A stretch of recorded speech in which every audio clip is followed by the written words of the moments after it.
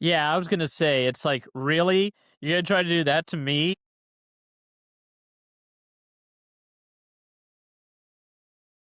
I've had 16 inches before.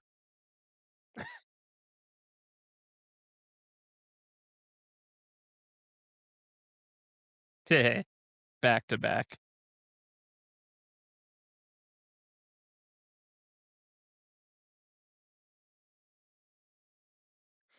And happy Black History Month.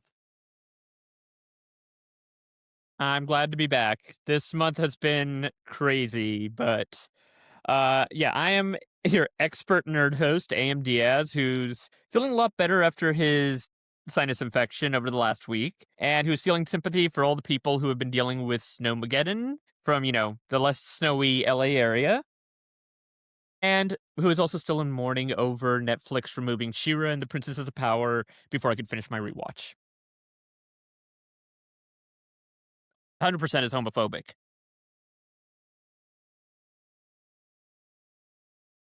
Oh, 100%. It's like, not to mention, it's just like so many queer characters in that series. It's like, this was homophobia.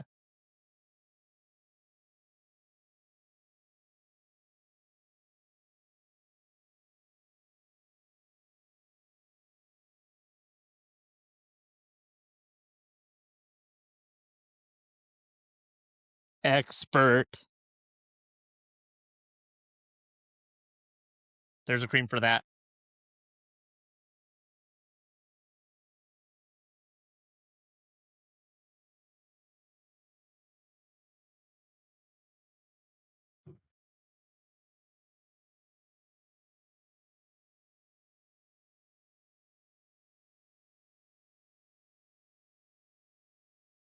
Ugh. Fast. Ryan Coogler is the first black man to win a best. Yay!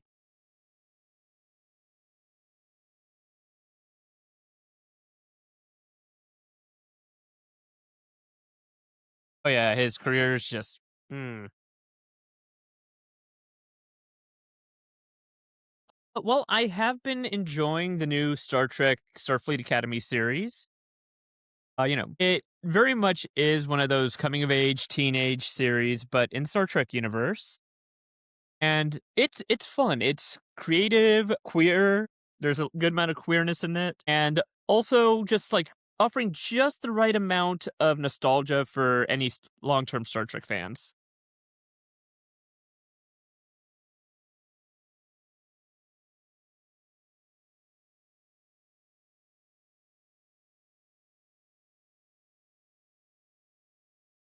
Uh huh.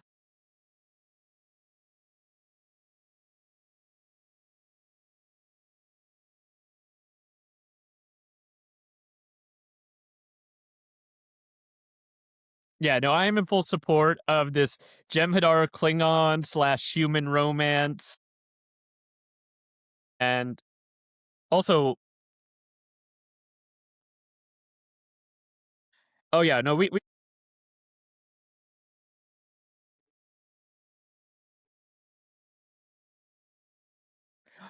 honestly, the Klingon gives Golden Retriever energy as well. And oh yeah, no, it's like he is such a loyal, like he's a Klingon, so he's got like the deep voice and all that stuff. But he just wants to be a doctor, and he's like really, sweet in his own Klingon way. And he's got like a golden retriever boyfriend, but then he's also got this other like kind of himbo boy who's also clearly into him, and he's kind of into him too. So kind of got a love triangle thing. And I'm just sitting here going, polyamory's a thing, guys.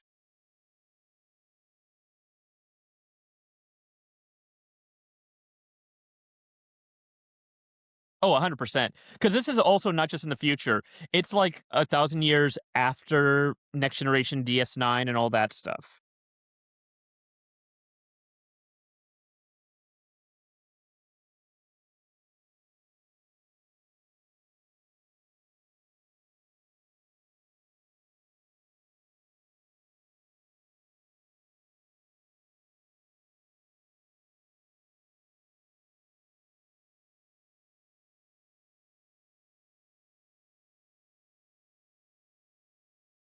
What are you nerding out about?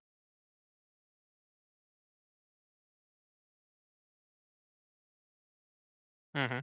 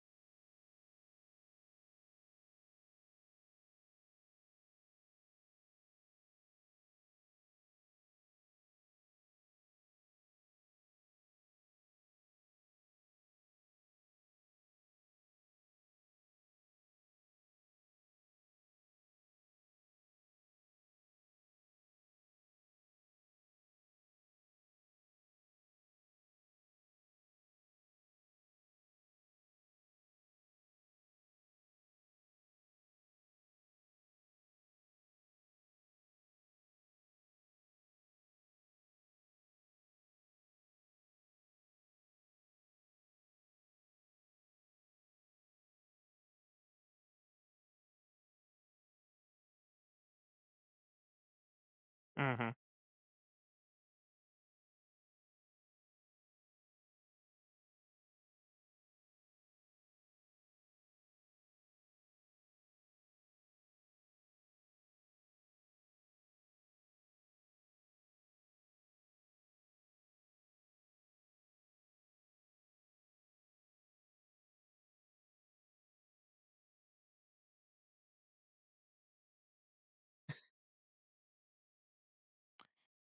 Yep.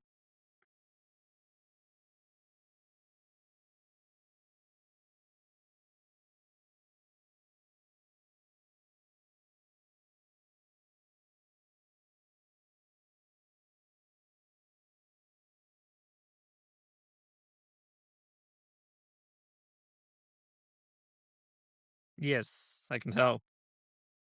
And with good reason.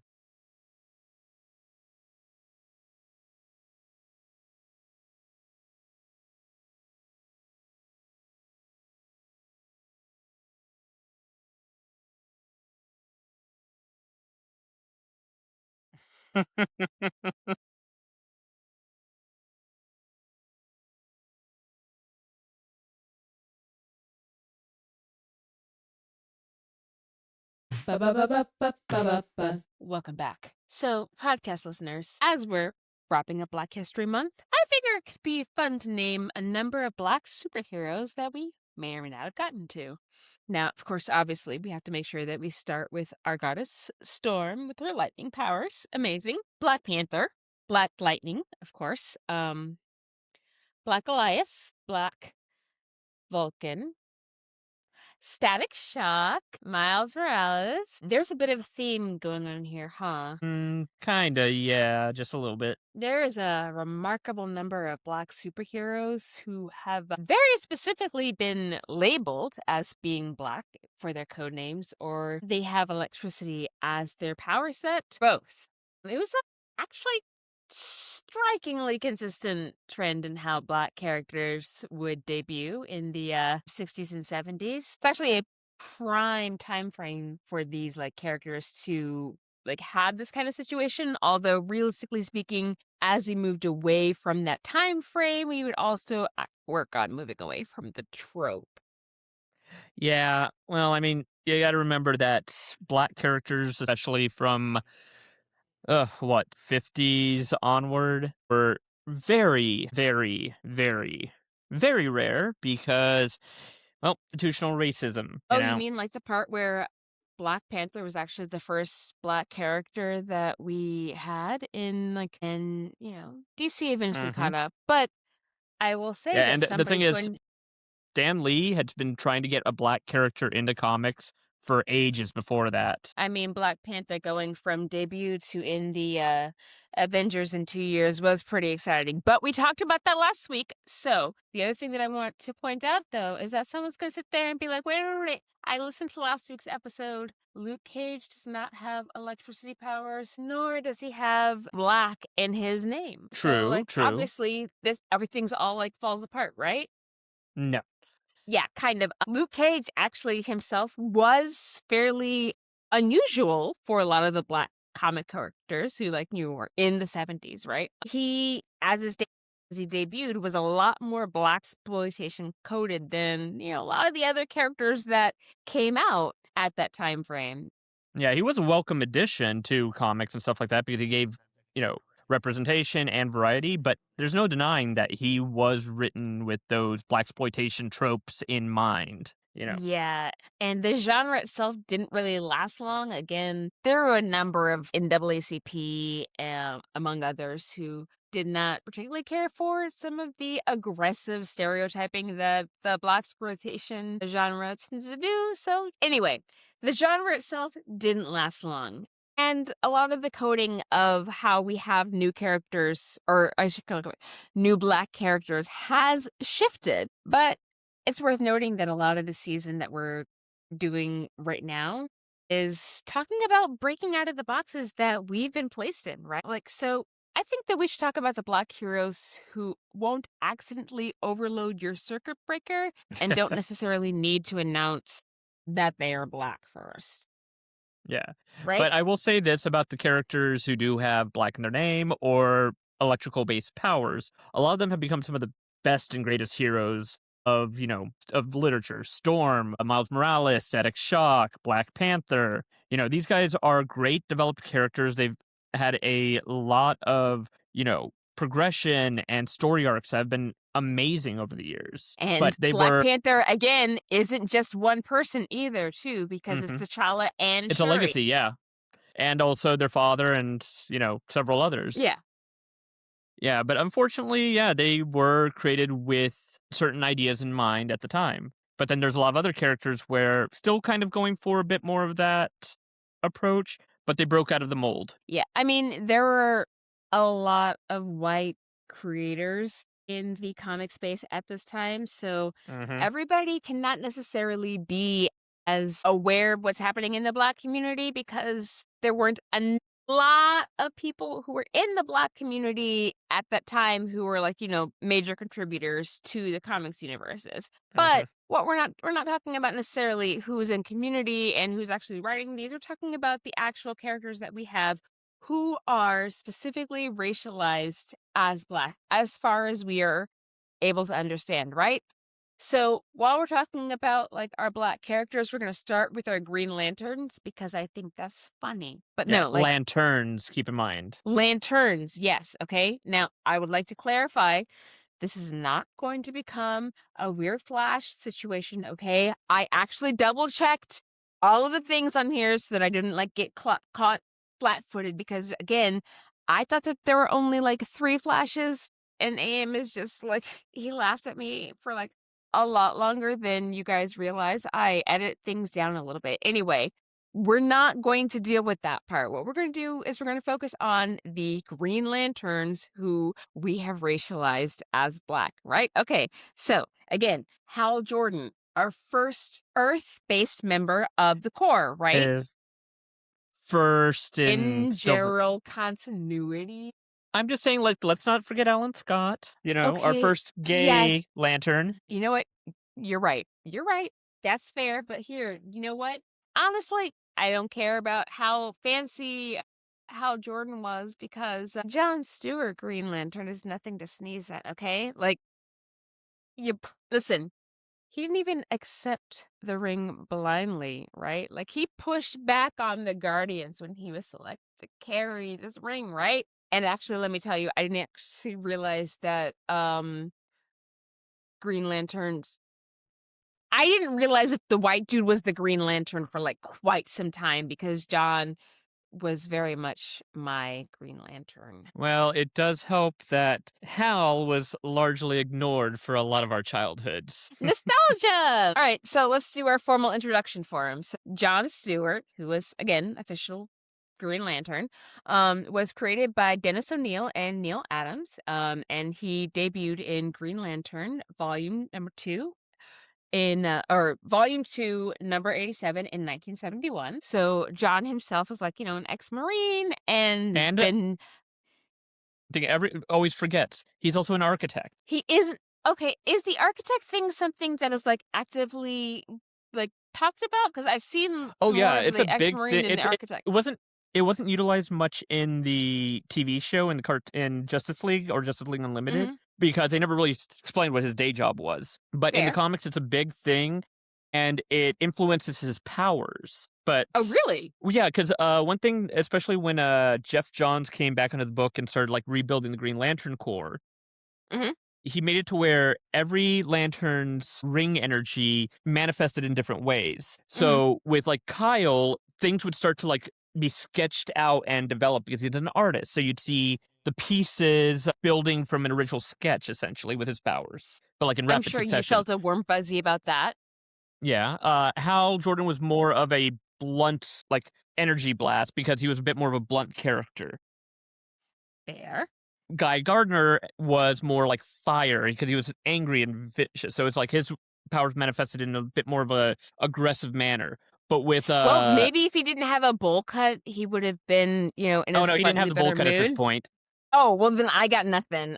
Side note, yes, I am making jokes about Nathan Fillion's portrayal of Guy Gardner. Anyway, we're gonna keep moving. But with John's powers, whenever he created a construct, you could see every detail of how he was building. So if he built a gun, when he was forming it, you'd see the different pieces of the gun forming into the weapon before it all connected together. Because in his mind, he was thinking like an architect. He was thinking about each individual piece to make his Mm. construct. So it would be, actually effective. Like he is very much like the stoic and calm and controlled Lantern. And I'm not gonna lie, again, I watched Phil Lamar voice him in the 90s when he was on the Justice League, right? Like that was who I grew up with. And again, I thought that was which I suppose I should give the Barry versus Wally stands a little bit of an apology since apparently Hal Jordan is supposed to be a very fancy lantern, and I'm just like, what are you talking about? John is the lantern.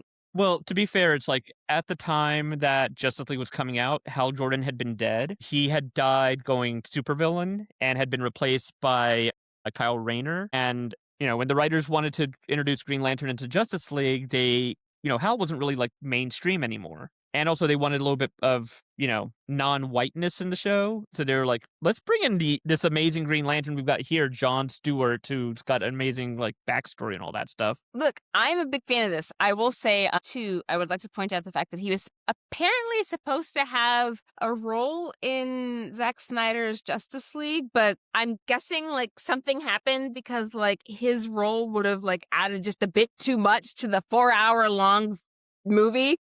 Yeah. He was also supposed to be kind of adapted into the Arrowverse as well. Mm. There was a lot of talk Well, that John Diggle, Oliver's friend, sidekick, partner, hmm was going to be basically that universe's version of John Stewart. He would have the Green Lantern ring at some point, okay. and the Arrowverse did end with the implication that he had received the Green Lantern ring, hmm but they never showed him in costume or utilizing the ring. Yeah, see, this is the kind of thing I'm not a big fan of. Like, I'm also not in love with the fact that, like, within like the early like storylines with things that Hal Jordan spent a bunch of time just doubting that John would be able to actually like handle the job. I'm not gonna lie, the casual black excellence of John preventing a police officer from getting shot because Hal was off chasing a decoy. It's pretty nice. It's pretty nice. We are not talking forever about the Green Lantern Corps. There's a lot of shenanigans, okay? But we are going to kind of wrap it up with at least, Hal and John to a certain extent to note that they did actually get to a point post, like, Green Lantern Rebirth where they were both holding the title. Like, there's more than one Green Lantern for the beat, which, Yeah. I, And I also, it's think just makes like sense. John has progressed so much since those early days where he was considered the backup Green Lantern. Hmm Now he's considered one of the primary leaders of the Green Lantern Corps, if not the primary leader. And he has helped rebuild it after it was destroyed. There's a reason why so many fans loved him in a Justice League cartoon, and that's continued on into modern stories with him. We're It going to was talk around the about time they another. brought back Hal Jordan in the comics, and so they were pushing him a lot. That makes sense, but we're gonna move on to a different Green Lantern because we have Sojourner Joe Mullen, who is created by N.K. Jemisin and Jamal Campbell. So I would like to point out that just like if you are any kind of just like black nerd, N.K. Jemisin writes something and you are just like, okay, well let me just get in on this. Side I was gonna say, it's like, side note, her introductory story is amazing, and I recommend everybody read it. This introductory story is in Far Sector #1 from 2019. It's like it's not going to be out of date. Just go ahead and like find it, read it, love it, embrace it. I don't know what else or all you need to do, okay? Right. But I will say, I know that I made a joke earlier about like the Green Lanterns being like, kind of space cops. But this lady was actually like a cop for a bit, NYPD to be precise. And according to Will Smith and MIB, it means that they will hunt your punk ass down or something like that. So it feels though as a character that it's a little messy that she's not given like the full access to the power that the other lanterns have. Her power ring doesn't actually have like the sort of actual perpetual battery that other lantern rings have now.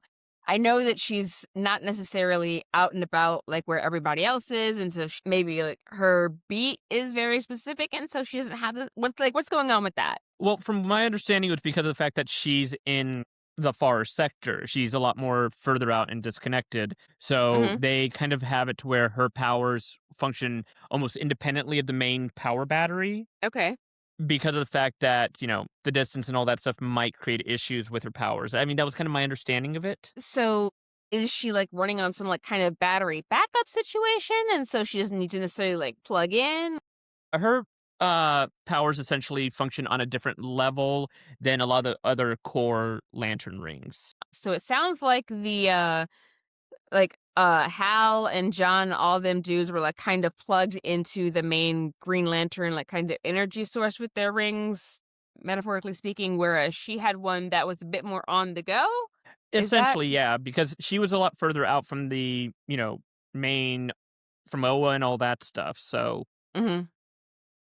it kind of it needed her ring to have to function differently from what I understand was the plan with that. I mean, that makes sense 'cause I was like, "Wait a minute, why is her power nerfed? Why is her ring nerfed?" I was gonna be like, "Intersectionality fist shake," but, if she's just, like, out far enough away that, like, she needs to just have, like, a backup battery, then I guess Well, that I mean, kind of this makes worked sense. really in her favor because at one point the power battery was destroyed, and she was one of the Mhm. few lanterns to retain her powers. Oh, okay, so the other lanterns who were plugged into the source, weren't able to do anything because we had, like, a power switch flip, but she had, like, her battery Oh, backup the power hanging out, battery so was she was able. destroyed, so it wasn't just a switch, it was like, boom. Hey, sometimes you have power outs, eventually you have to, like, fix them and stuff like that, right? Like, everybody's Yeah. had like, it's more than just, like, a circuit breaker or whatever, but it seems like, again, like, if she happens to be somebody who's hanging out in Texas and one of their senators, Ted Cruz, happens to have, like, just run off from the state, right? To a certain extent, there's a number of her lantern compatriots who theoretically are not gonna be able to access the grid and therefore aren't gonna be able to access their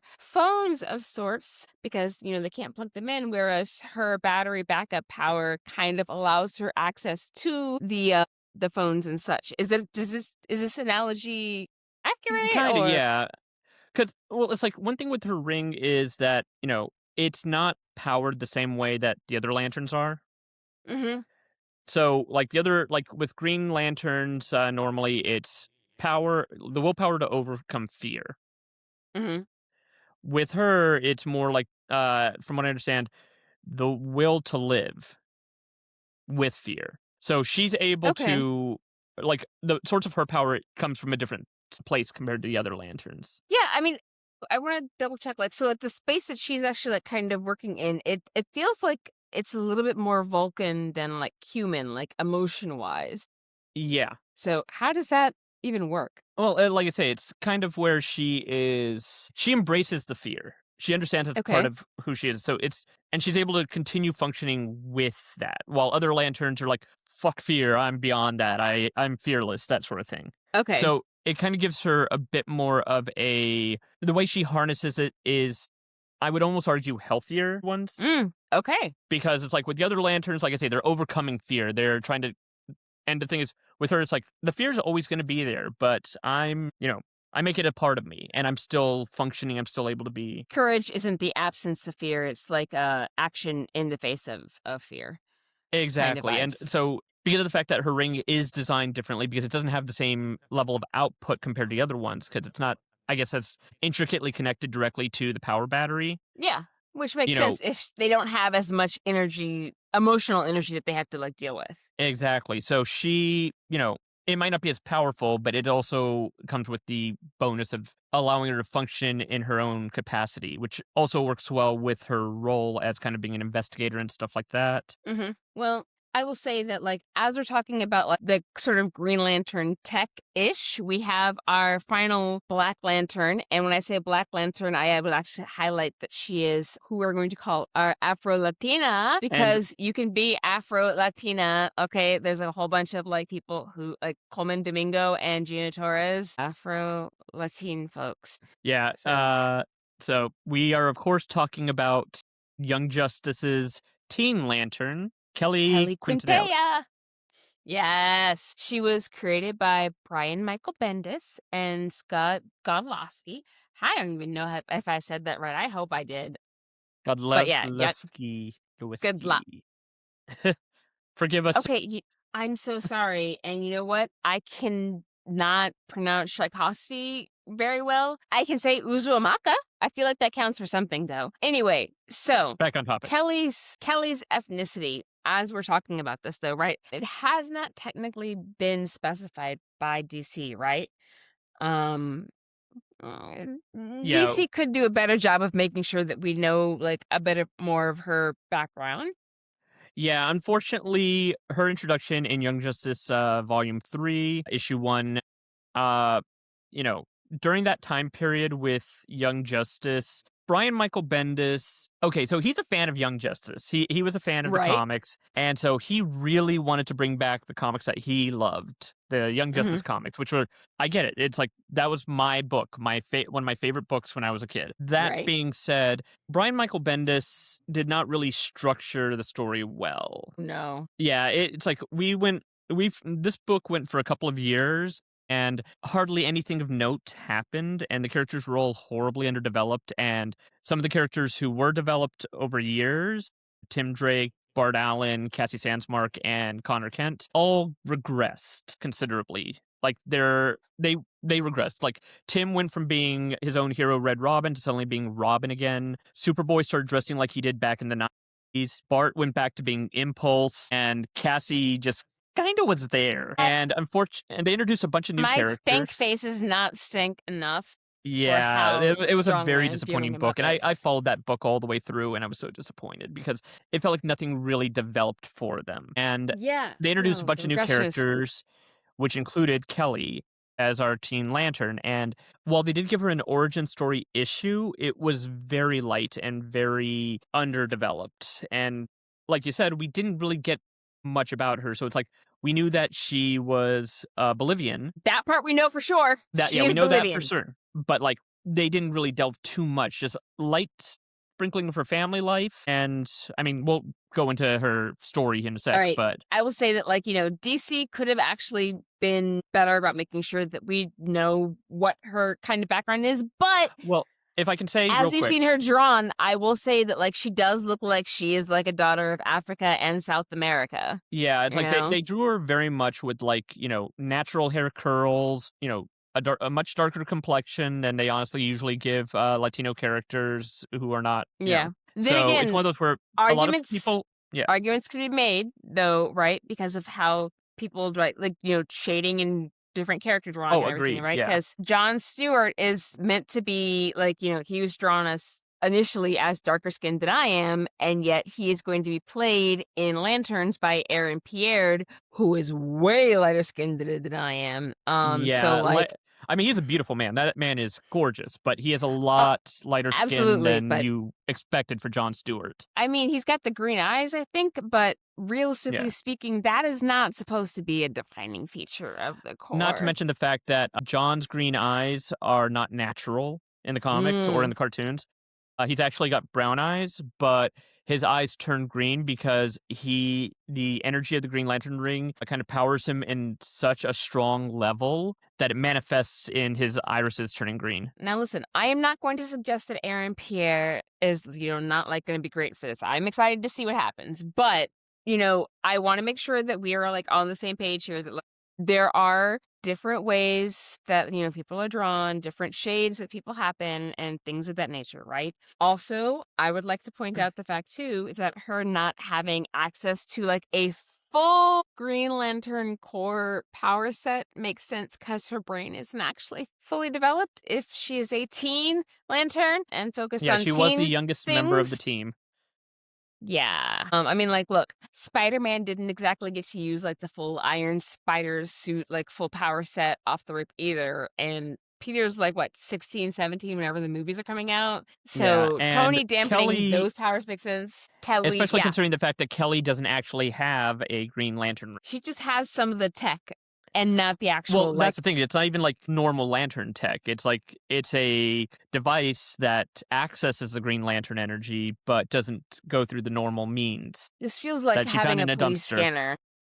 or not dumpster, but a trash pile. Of course, of course. Why not? Why not? So we were going to point out as well, Kelly is Bolivian as a nationality. We are racializing her as Afro-Latina because of the color schemes that she's been drawn as. But it's very possible that she's just ethnically indigenous to Bolivia. It's never been fully developed, Nationality, so it's hard to be race. sure. They're three different things. Yeah. And also, one thing we always have to remember is, especially with characters who are kind of underdeveloped, like, Mm-hmm. unfortunately Kelly is, later writers will maybe change stuff or develop it as it goes on. For example, one of her predecessors, Kyle Rayner, the 90s Green Lantern, who replaced everyone after the Green Lantern Corps was brutally massacred by Hal Jordan. He was originally drawn and assumed to just be a white character because, that's societally the default whenever it comes to these things. Mm-hmm. Yeah, and, that's always fun. But it was later revealed by later writers that he is actually half Latino. Okay, so, you could be, like, a little bit European and a little bit, like, from the Latin countries. I mean, Hmm. that kind of combination exists in the real world. Yeah, I can.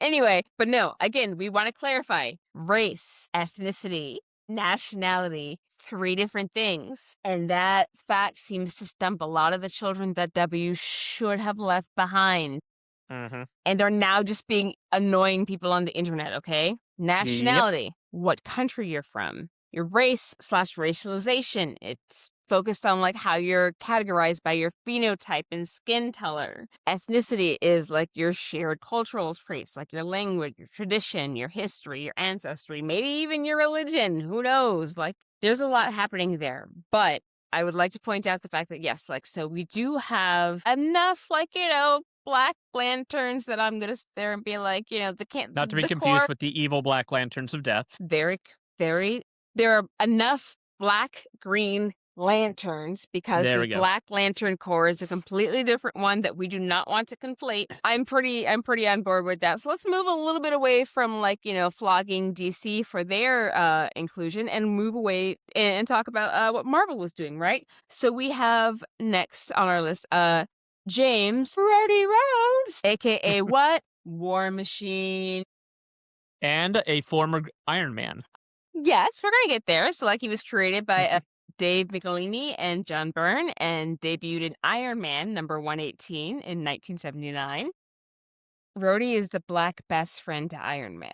I am aware of the slight irony of making jokes about being the Black best friend, being as the fact that I have been the Black best friend for almost 30 years now. Oh, it's been almost 30 years, baby. Oh, wow, we are old. No, we're not. We're absolutely young and vibrant. Anyway, Don Cheadle, he's made like some really solid meat out of the role, right? And honestly, Terrence Howard fumbled, but we're not talking about people who are fumbling things because we already talked about Jonathan Terrence Majors. Howard was such a weird choice for Rhodey. It's fine. It's good. Uh-huh.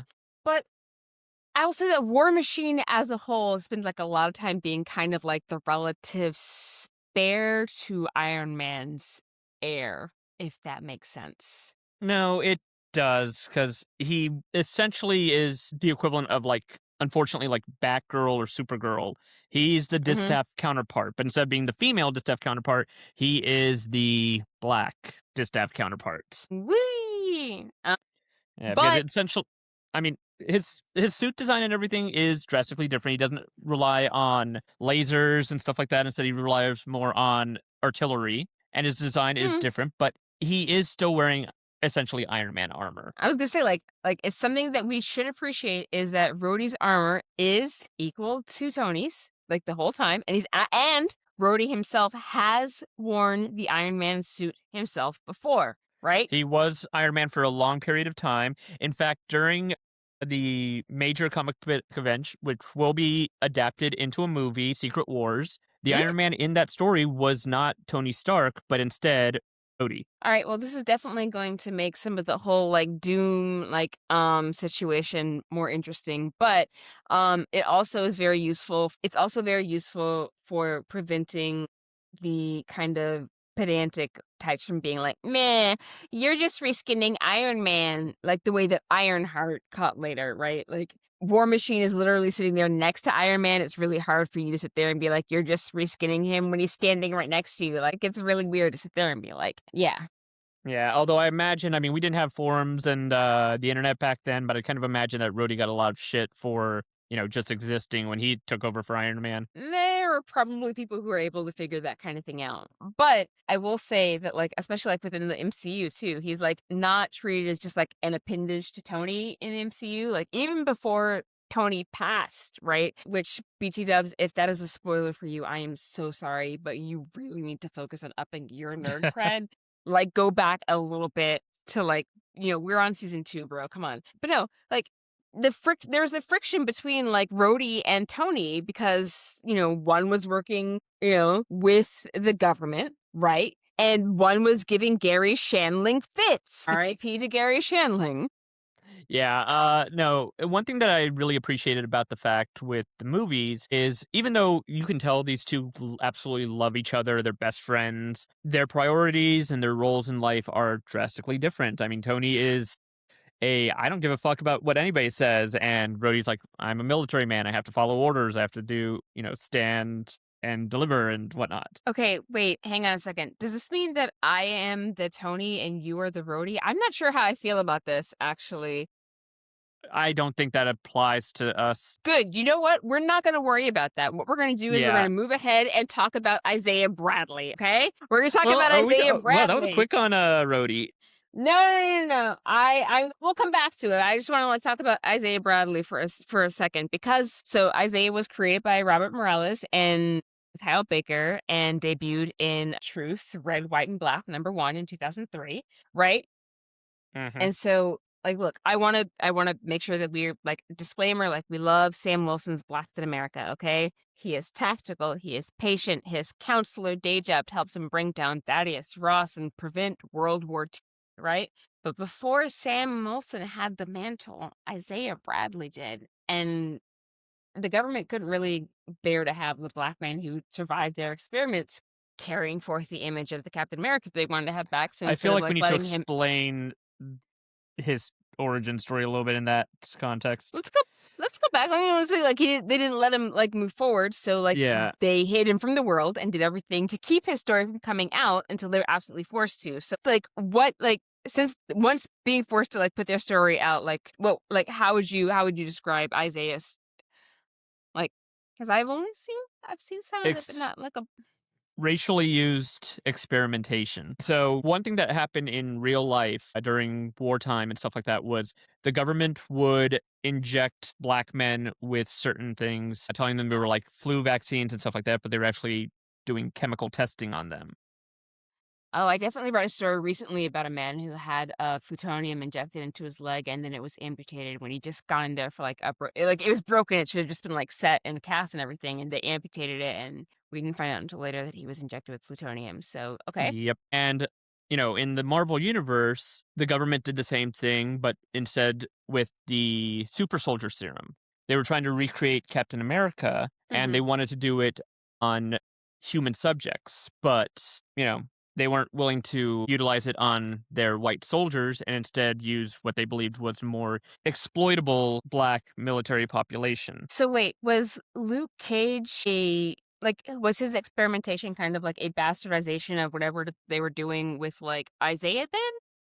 In more modern stories, and it's heavily implied that, his experimentation was the result of them trying to do the super soldier serum, but in hmm his original stories, no, they kind of kept it independent. It was not intended to be Luke Cage was not Okay. intended to be, more modern Marvel storytellings basically say every single superhero is associated with them trying to recreate Project, Captain America. No, that feels a little bit just like everything is all about Steve. It's I not mean, all about they did that Steve. with the Hulk. They implied that the Hulk was, No, I'm so sorry. I just like all about Eve, all about Steve. All of a oh, sudden, I'm just like having a moment and being like super gay. So but yeah, it's right in front of us I there. get you. Anyway, I get you. But yeah, it's like, anyway, Isaiah was, one of a lot of black soldiers who were injected with super soldier serum. He was the only survivor of it. yeah, feels Like the very ones who didn't Tuskegee outright experiment, die. huh? That's what I was trying to think. I was trying to think of the name, the ski experiment. I Oh could not yeah, remember where they what just the like name of the thing was. I would like to clarify. There are a number of times that they decided to just like test on black people without necessarily their consent and things. So, like the gentleman I was talking about earlier who had plutonium injected in his leg and then it was amputated. There is, Henrietta Lacks is important. The whole Tuskegee syphilis situation. As a whole, black people have been experimented on without consent. Honestly, if you really want to have a whole bunch of fun, go into the history of obstetrics and the father of Mhm. obstetrics and then figure out how it is that he was able to do all of his research. We're not going to go too deeply into this because a bunch of what this podcast is supposed to be about is like our black heroes in the Marvel and DC universes. So let's go ahead and talk about the fact that, like, we've got like Sam Wilson, who is bringing Isaiah's story out in the light, and I think a large part of the reason that, like, he was able to actually sit there and be, like, Black in America is because, like, not being the first one kind of helped him with, like, some of the, like, imposter syndrome, Yeah, but well, I mean, they played that a bit more, especially with the MCU movies and stuff like that. Mhm, Uh, the Captain America: New World and the Bucky and Falcon and Winter Soldier series. mhm, With the comics, they have developed that a bit more, but they didn't really delve into that too much from what I remember in the comics when Sam was taking over. But they did, you know, Isaiah got to thankfully play a bigger role as stories progressed yeah. in the comics, especially through his grandson, Patriot, who was one of the Young Avengers, Oh, who, yeah, they set that up in the thing. Oh my god. yeah, They're eventually gonna do Young Avengers before Haley Steinfeld is too old to be anyone's version of yeah, the Young as like all Avengers, the right? characters are like going to be in their 30s by the time we finally.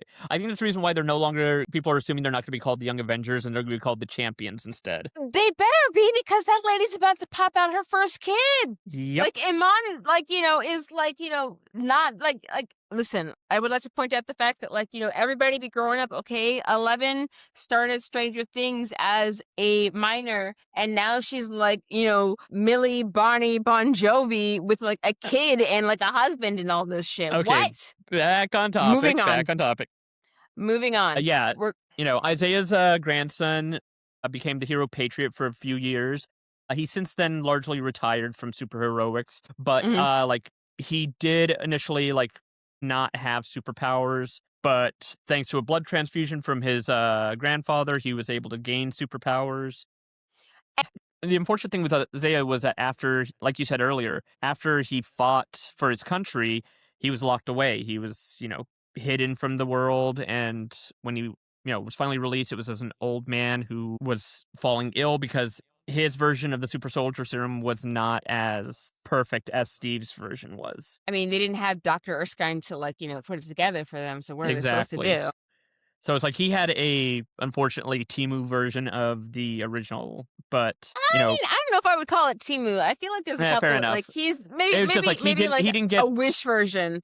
Like, a wish. let's get There we to go. Wish. we'll do a Wish version, and then, like, we'll get down to, like, Shein and then Timu. Yeah. So, But the thing that's been lovely is the fact that he has actually been allowed to have his story known. Not too long ago, there was a issue of I think it was a Captain America issue where mhm. all the black heroes in the community came together for a barbecue to celebrate Isaiah. Okay, but were there any, like, kind of happy birthday songs going on? Because I want you to know that, like, if there's a whole bunch of Black people who are gathered together to sing happy birthday to somebody, yes, we're going to sing the happy birthday to you.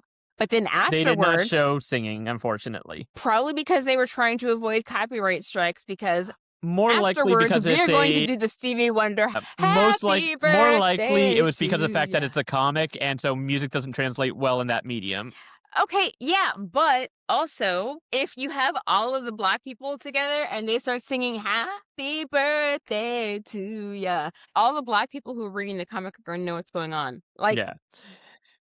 But anyway, you it's know what? that issue was really great because it kind of gave a feeling of Isaiah almost passing the torch on officially to Sam in some ways. And again, I think that him getting it from another Black Captain America makes it a little bit less intimidating to him and makes it, like, Yeah. impedes, like, the imposter syndrome a bit. But I would like to move from somebody who was, like, not convinced that he could do it to somebody who knows that she's that girl and does not give a Mhm. shit about your opinions. Monet St. Croix.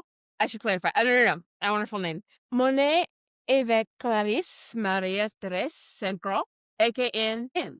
Her code name is now Penance. Fair, she's moved. Wait, no, but different from Speedball Penance situation, right? Very much so. We'll get into that in a Okay. sec. Okay. Created by Chris Claremont and Chris Balcho. She debuted in X-Men Volume 2, number 1 in 1991. Now, this lady, let's start. She has super strength. She has flight, invulnerability, telepathy. She also has the Any ability to shapeshift. Oh my god, I Uh, didn't even yeah, I she's missed now able to transform into an alternate form. She also has empathic abilities as well as enhanced senses. Peter Petrelli wishes he was as cool as she is, right? There's Like, a so reason why but no, Jubilee dubbed her Miss Perfect. like, but seriously though, any single one of these, like, gifts is enough to, like, make, like, mutants with these powers a formidable foe, right? She has all of them. And She has she's also all drop of dead them. gorgeous and rich. Yeah, yeah. The favorite daughter of an ambassador. Oh my god. Okay, but seriously, like, when was the last time she was the leading focus in any of, like, the X-Men stories that, like, are, like, big Krakoa. in Krakoa, right, but I'm saying, like, when is she, like, making her way out into kind of, like, the wider, like, broader universe for the casuals? The fucking Oh, casuals don't know about this lady. yeah, no, they have not. Unfortunately, she's only been adapted once into other media, and Mhm. that was the Generation X made for TV movie Mhm. where, they very much just it's campy, but it's not the best representation. Although rumor has it she might appear in X-Men 97 this year. Okay, but see, here's the thing, right? There's a lot of other mutants whose sheer power level makes them, like, important, right? But everybody thinks about Emma Frost as being, like, the rich bitch of the X-Men, and the St. Croix lineage is nothing to sneeze at, okay? Like, at all. No, that's very true. And when it came to the mutant lottery, Monet did, hit the jackpot because, as we said before, she's got that wide variety of powers. She's also extremely beautiful, extremely intelligent. She has a genius level intellect. Mhm. And, then there's just the fact that she's also wealthy and a natural, just like commanding presence. She's also a raging bitch, but, That is Emma, okay? Anyway, you oh, know yeah. what? On that Gen X front, though, She also I has a would like very to complicated backstory, but I'm not sure we have time to we go into that. we will she may end up getting her own, like, episode at some point in the future, I feel honestly, like the St. because Croix family needs an episode because that entire dynamic was, yeah, yeah. No, no, no. I get it. But again, on that Gen X front, cosplayed Skin, I have, and yes. I actually remember reading an issue where, like, there was a bunch of Gen X folks who were just, like, kind of hanging out on a patch of grass where Skin's like, I don't know what I'm doing with myself, and an old dude who's like, just like, flame face is just like, I am trying not to destroy the moss and things of that nature. Yes. Why is this M less famous than the one who hangs out with Bond? What is going on here? Well, largely it's just been the fact that Generation X has kind of been the forgotten child of the X-Men universe in recent years. I mean, it was a very popular comic back in the day. It got a made for TV movie and all that stuff. Mm-hmm. But in the large part, the only, members who have made it out were the one member who were the members who went in already popular. Emma Frost, Banshee, and Jubilee. They were X-Men before Generation X, and they were X-Men after Generation X. Well, Emma wasn't an X-Man, but you know what I mean. Yeah, but again, why But does Emma get to be cool? Like, well, I like I I was gonna say, I would the love to be problem in. what's happened with M is that she is a fan favorite. People absolutely love her, especially the fans who have been reading for years and stuff. And Mhm, she has played a prominent role in a lot of stories.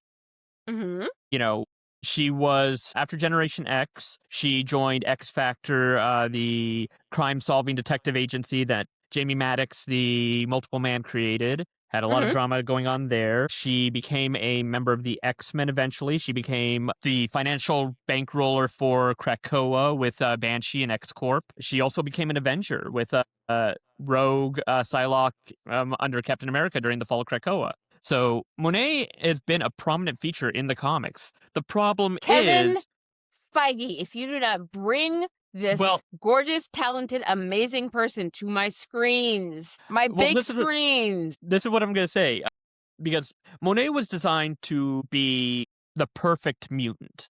Literally, that's how Yes. they envisioned her.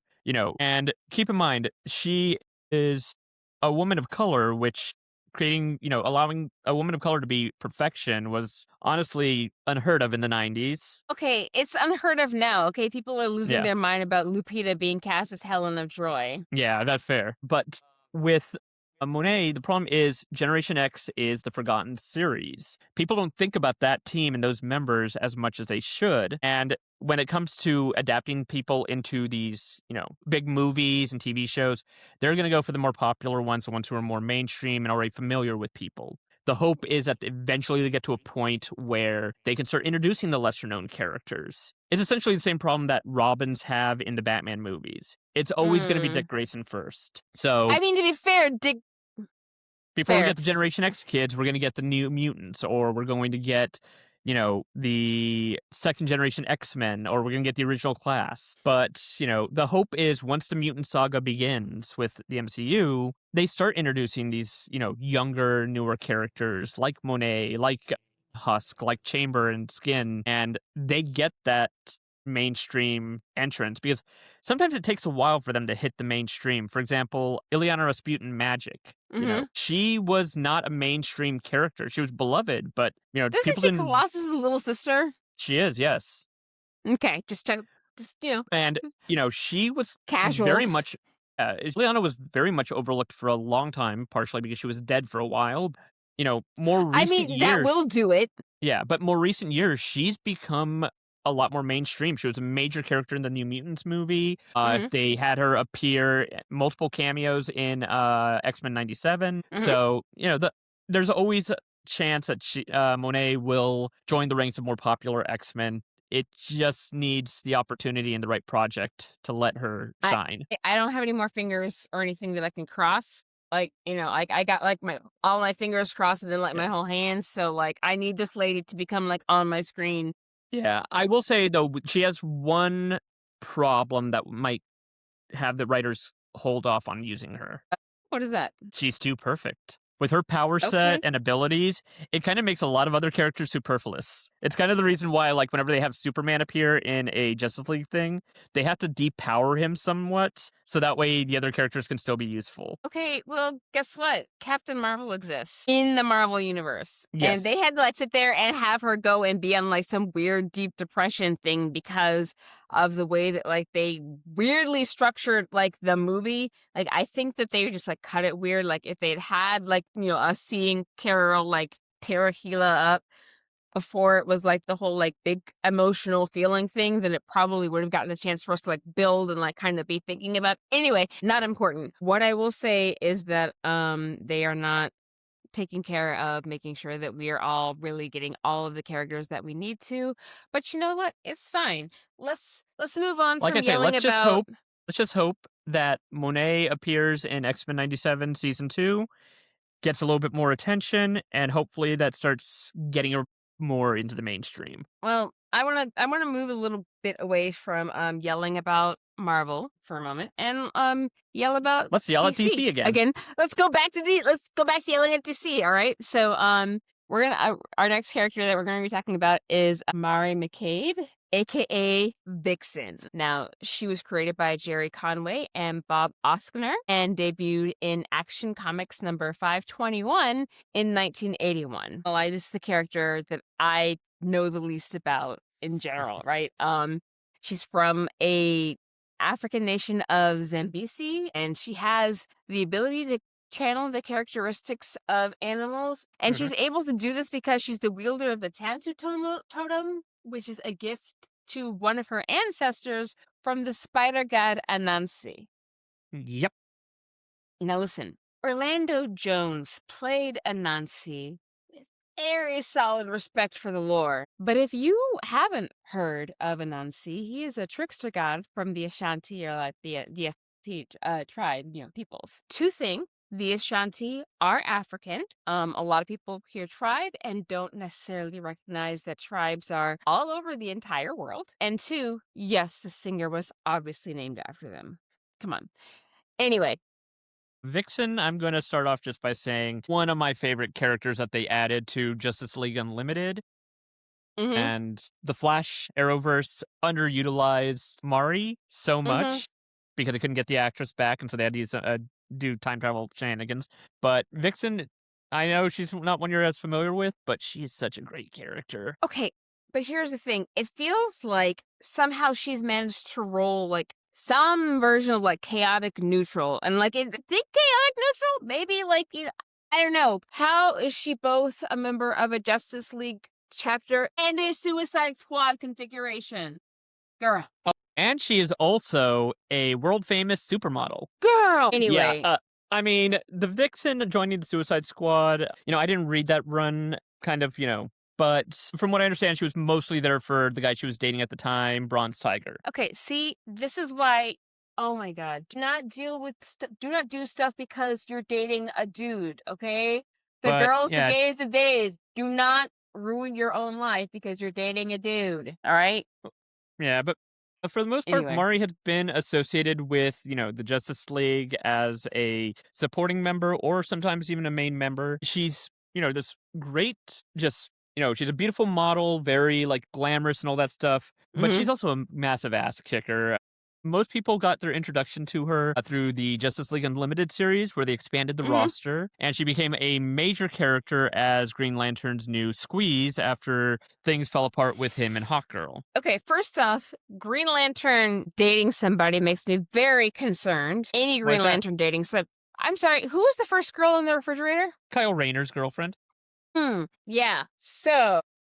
To be fair, John doesn't have nearly as bad luck. I mean, his wife did die, but This is not he, helping. Anyway, I would like to ask, why the fuck is her ability to channel any animal ever not getting her front and center? Okay, like the Animorphs had to go and like absorb DNA, and they had 2-hour time limits on what it is that they could do, and they dealt with the whole galactic force. All right, how is this lady not like Earthbound Captain Marvel or something? Come on, I mean, Mantis and pistol strips. the thing is, it's just like she's gotten a good amount of attention, especially in more recent years. She had her own like animated series on Remember that? CW. She Mm-hmm. was prominently featured in the Arrowverse in Justice League Mm-hmm. Unlimited. She's had several like solo series, unfortunately, usually mini series.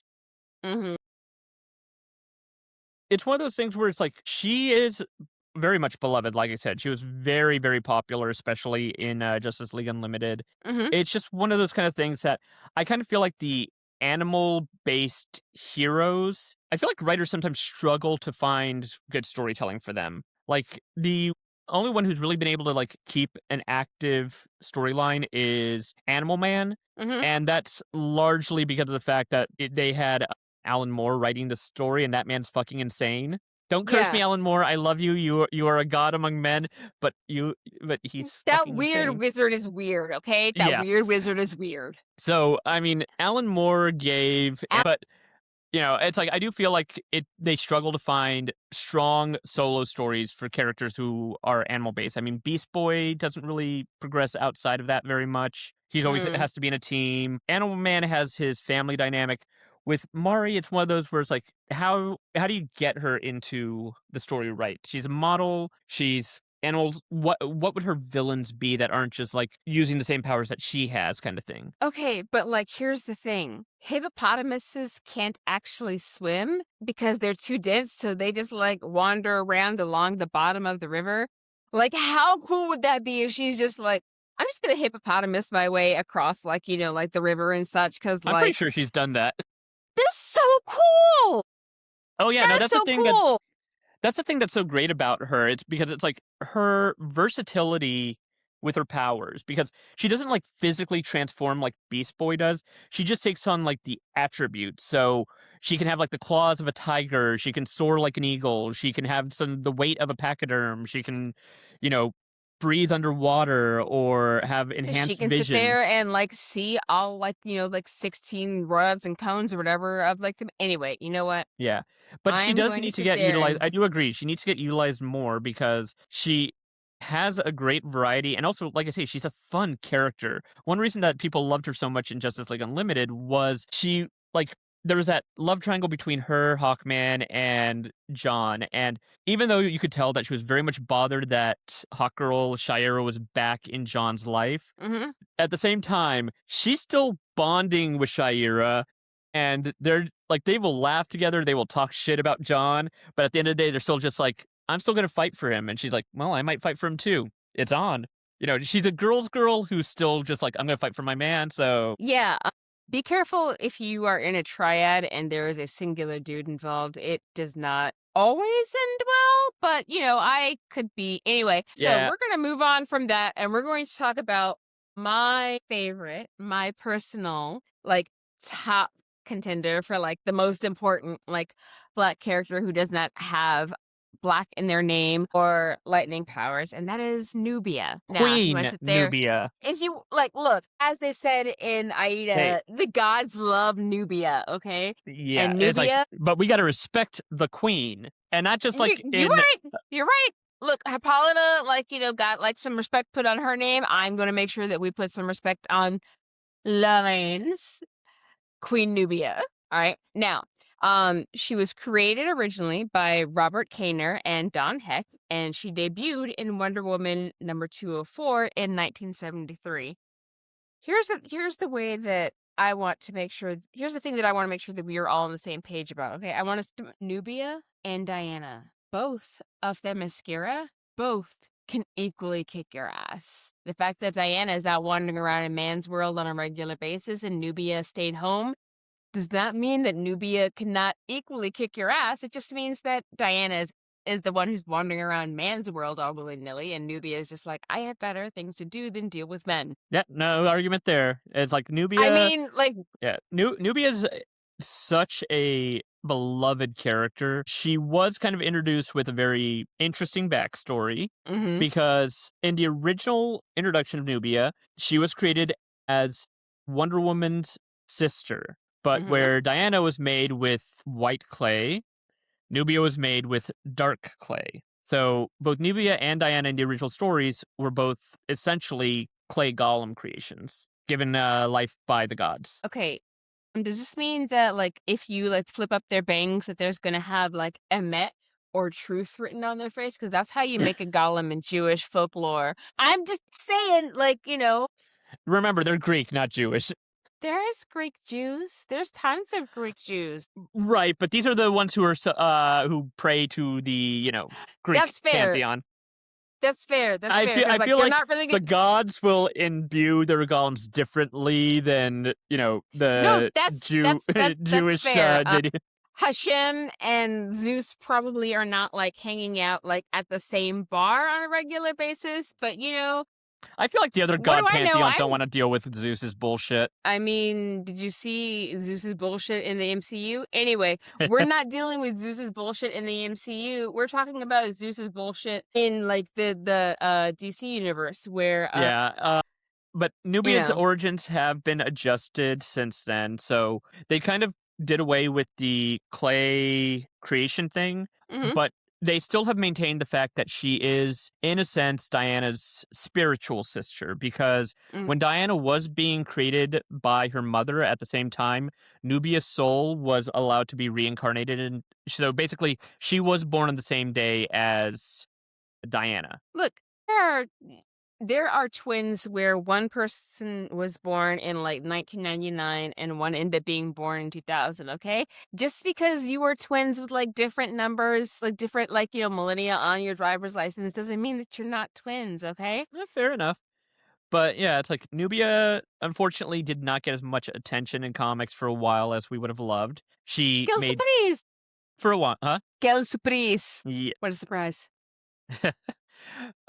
She would make small appearances and stuff like that, but it wasn't until like probably I would argue the more modern storytelling that they really started to bring her back proper. She started getting a Mm-hmm. lot more attention, and they started putting her in more prominent positions, which Mm-hmm. especially more recently led up to the fact that when Diana was killed in a few years back, Mm-hmm. Hippolyta decided to go to Man's World to continue Diana's duties. And when she needed somebody to take over the throne, there was only one choice. I mean, you can have Hippolyta's daughter who is like, no longer like currently wandering around with us, which is the reason why Hippolyta has to wander around. Or you can have Hippolyta's daughter who is like here and like on top on top of the things that are happening locally because she's here. So like it's not a huge leap to but also I am so sorry for not putting enough respect on my queen prior to Yeah. this. And again, like I want to, you know what? I'm going to take a quick moment to Well, reset just wanted to say myself. one thing that's like I wanted to really say about one thing that was great when they had Nubia take over as Queen of the Amazons, a Hmm. role that she still has to this day. They haven't like undone it and brought back Hippolyta and had Nubia step down. Nubia's still Queen of the Amazons. Good. And one thing that I kind of loved is the fact that when Nubia took over, I did not see a lot of like the normal outrage whenever a character of color takes over for a previously white character. Hmm. I'm sure there was people bitching about it because there always is. But for the most part, she's been fully embraced as being the rightful queen of the Amazons. And I just love that so much. I am interested to see now if James Gunn is going to, instead of having the focus on Gal's Wonder Woman, maybe have a Wonder Woman from the continent named Nubia. That could be interesting. I feel like he'll I know. probably use Diana prominently, but a he is developing an Amazon show about the Amazons. So my hope is Nubia will play a prominent role in there at least. Good. I fully support this. This is the kind of thing that I want to. Anyway. Yeah, because I will say this, I was disappointed that we didn't, as far as I know, have a Nubia in the Snyderverse films, which not surprising Hmm. because those movies weren't entirely great, but the first Wonder Woman was Four very good. hours and they couldn't figure out how to get Nubia in there.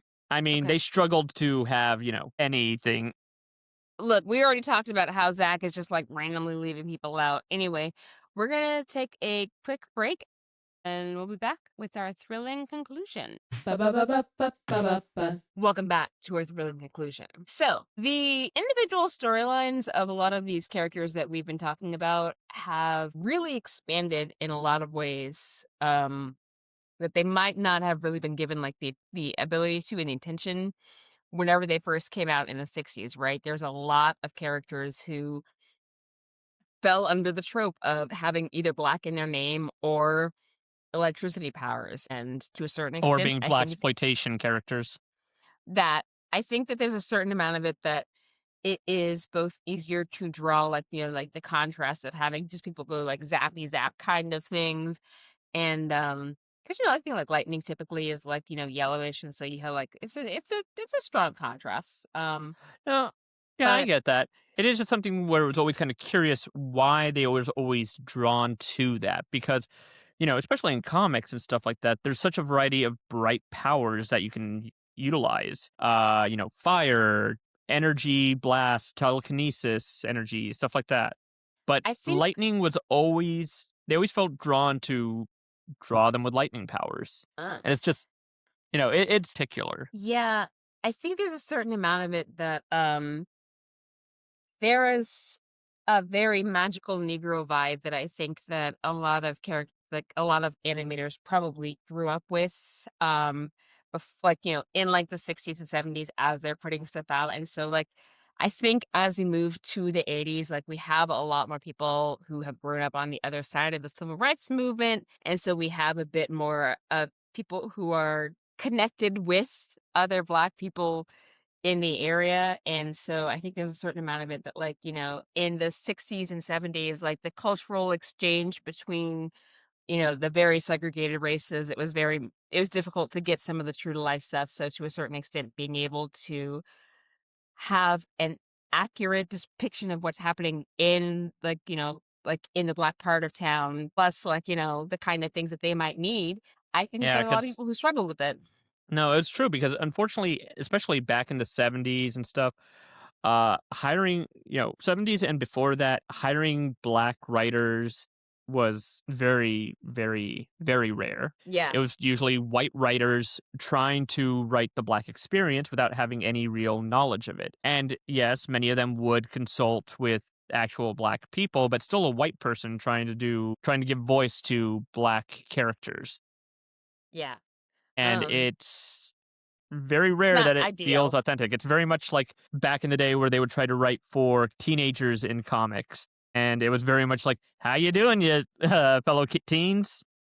What is important is the fact that having more Black characters that are like fully fleshed out that exist as real characters to a certain extent that aren't just like magical Negroes, that aren't just like impossibly like perfect standards that are set up so that they can say, look, we're not racist. We have this like, perfect, like, non-problematic, so to speak, like, character, right? Yeah, that's an interesting thing too. Like, we were talking about Monet, who is Miss Perfect, Mhm. and yet they did not write her as being legitimately like the perfect ideal black girl. Mhm. She was snotty, she was rude, she was egotistical and arrogant. She was, she would make mistakes because she let her ego get ahead of her. And it was stuff like that that they were trying to both go for the magical trope and also subvert it. Look, black excellence and black mediocrity can exist in the same person, and I fully support, in being able to demonstrate that for us. Yeah, and the best thing is like just modern writers have done such a good job, especially when we allow, you know, the voices who are of those characters, black writers to actually write black characters and so on. It has allowed for a lot of these characters to get a lot more development over the years. I mean, Storm's solo series has really allowed her to be developed in a bunch of different ways over the last year of Yeah. storytelling. We've introduced characters of different like personalities and temperaments Mhm. where it's not all just like the angry black man trope. It's, softer characters, more intellectual characters, characters who are flawed and clumsy and stuff like that. There's variety. I would like to point out the fact that, before we move into the calendar part of things, that Bad Bunny's halftime show was very, very Puerto Rican. Like, Yes. full on, like, I am pretty solid at Spanish. I cannot keep up with Puerto Rican Spanish. It's one of the fastest Spanishes that are happening. And like trying to It sit there really and is. just be like, it's really fast. And there's like, anyway, Speaking as a Puerto that Rican, yeah, no, I get it. that whole experience though where like he's sitting there, it was like the sugarcane and the machetes and like like all of the things that are happening there, like these are stories that we're able to get and embrace because we have authentic people telling them, right?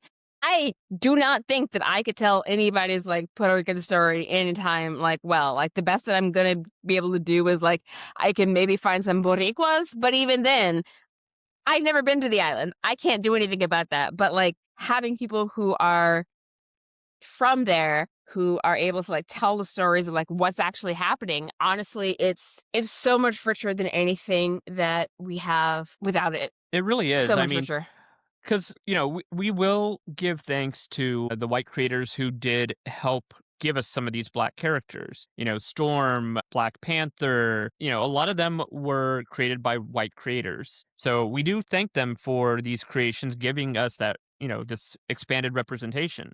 But when we get to have, people who have shared the experiences that these characters are having in their stories, it does make it so much better. I'm just saying, like, it's gonna sound way more authentic if somebody who has, like, the Puerto Rican background to know when somebody's just gonna yell out "wepa," because, like, I'm just gonna do it at, like, some random ass spot because I don't that's not a thing that we be doing. But, it's really exciting to have people who are actually, like, telling the stories of people who look like them, who have the same thing, and, like, ethnicity, again, shared culture, shared background, shared history. Like there's a lot of stuff that like, having people of the same ethnicity telling their stories is really exciting.